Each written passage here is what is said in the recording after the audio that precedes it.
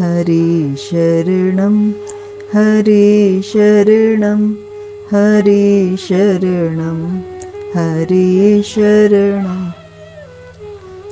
जय श्री कृष्ण।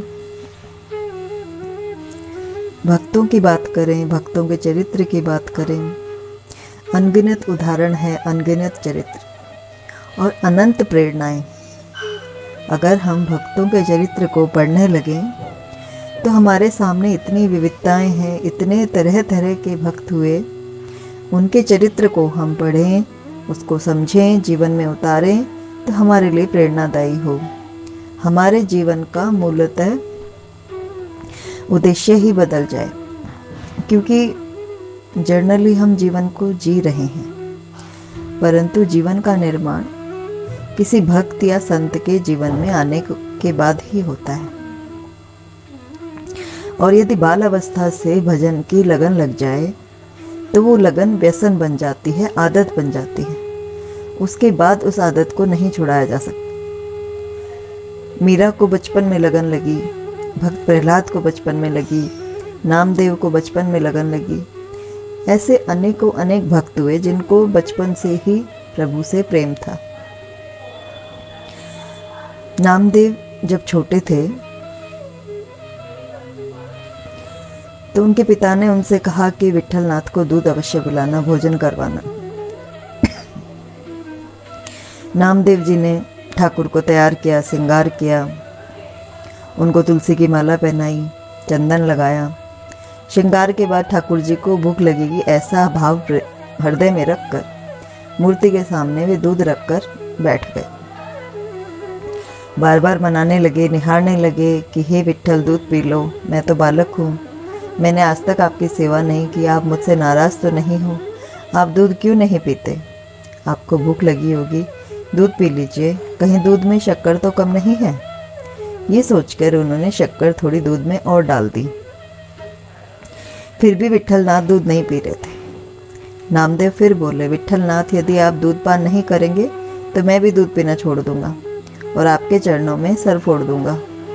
बालक व्याकुल था कि विट्ठलनाथ दूध पिएंगे, नहीं पिएंगे तो पिताजी क्रोधित हो जाएंगे। बालक अपना सर फोड़ने ही जा रहा था कि परमात्मा ने दूध का बर्तन उठा लिया। आज जड़ मूर्ति भी चेतनमयी हो गई। नामदेव के प्रेम से विट्ठलनाथ प्रसन्न हुए। उन्हें दूध पीते देखकर नामदेव प्रसन्न हुए।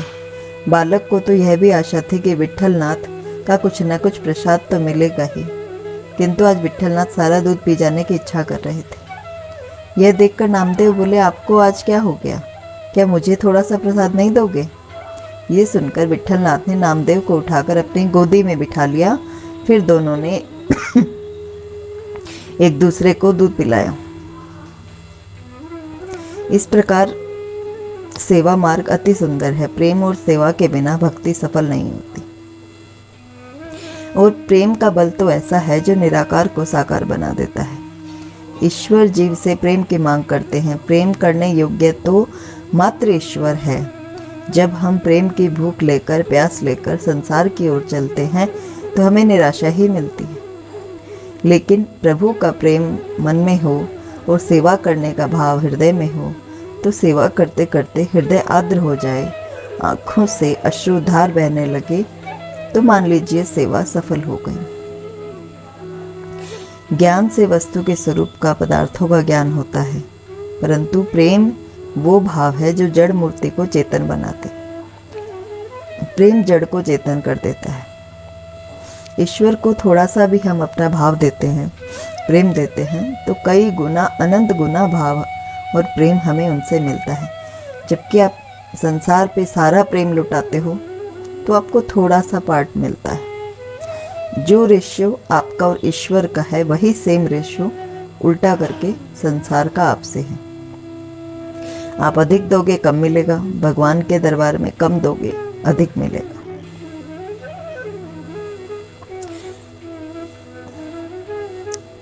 अतः भगवान को प्रेम करना इतना आसान है कि जब हम नाम जप करने बैठते हैं तो धीरे धीरे एक कनेक्शन जुड़ने लगता है।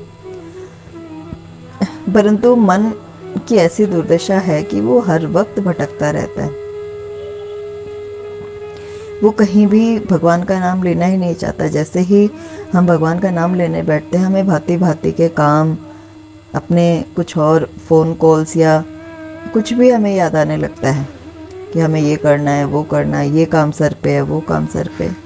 ये सब सोचते सोचते हम उसमें मन को केंद्रित नहीं कर पाते।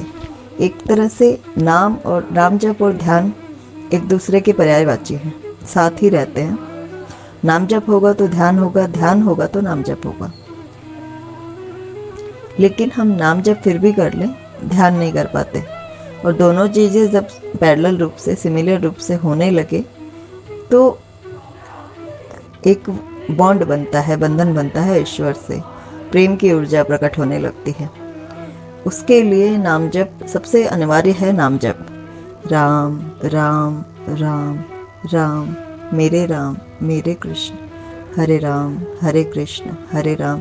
इस तरह से जैसे हम अपनी संतान को पुकारते हैं, प्रेम से पुकारते हैं, अब उसका नाम कुछ भी हो, आप राजेश हो, गोपाल हो, अन्य कोई भी नाम, बच्चे का कोई भी नाम हो, हम उसको प्रेम से पुकारते, आजा बेटा, आजा, ऐसे कर लो, ऐसे खा लो, ये करो। बस उसी भाव से, वो एक पुत्रवत, प्रेमी का भाव, दोस्त का भाव, सखा का भाव, ऐसा कोई भी भाव जो जिस तरह से हम अपने सांसारिक रिश्ते के साथ व्यवहार करते हैं, वैसा ही प्रेम का भाव हमारा ठाकुर के साथ होने लगे। जैसे अपनी संतान को आवाज़ देते हैं, उसी भांति आओ कृष्णा, भोग लगाओ, आ जाओ, दूध पी लो, आ जाओ, खाना खा लो।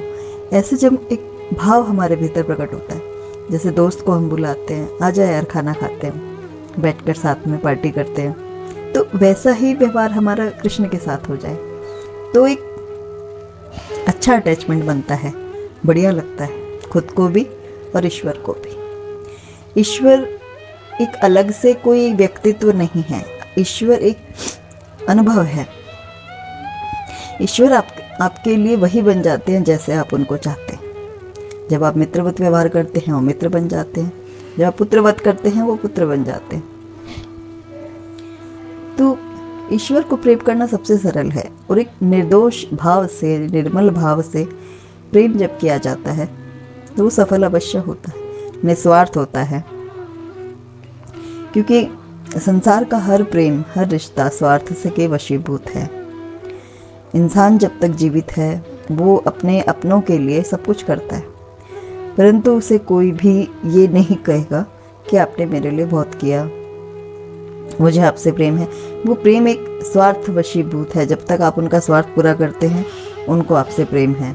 जब आप उनका आपसे स्वार्थ हट जाएगा तो उनका प्रेम भी कम होने लगेगा। जबकि भगवान की भक्ति, भगवान का प्रेम ऐसा है कि प्रभु तो आपको ऑल टाइम प्रेम करते हैं, आप उनसे प्रेम करो या ना करो।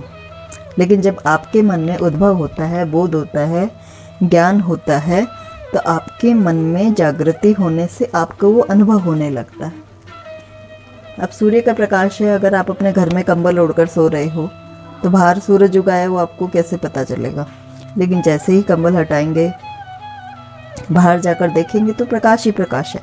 तो वो अनुभव सेम इसी तरह से ईश्वर चारों तरफ है, हर वक्त है, लेकिन हम अपने भीतर आवरण का कंबल ओढ़े सोए हुए हैं, वो जागृति नहीं। जब तक आंखें नहीं खोलेंगे कैसे दिखाई देगा। इन आँखों से, बाहरी आँखों से हम खाली संसार देख रहे हैं, लेकिन भीतर की आँख से ईश्वर साकार हो जाता है, जैसे मीरा ने प्रकट किया।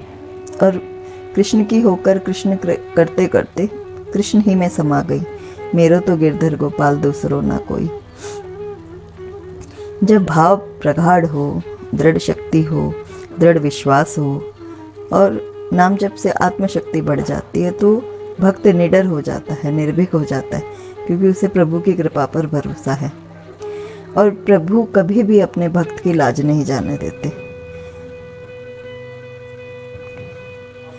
अतः भक्त की टेक भगवान ही रखते हैं, चाहे वो कितना भी निर्बल हो, निर्धन हो, संसार उसका कितना भी अपमान करे, प्रताड़ना दे, कितना भी उसको नकार दे कि ये बहुत बुरा है, बहुत खराब है, कैसा भी व्यवहार उसके साथ संसार करता है। लेकिन हर प्रतिकूलता में भक्त के पास एक ही अनुकूलता होती है कि उसके ठाकुर उसके साथ है।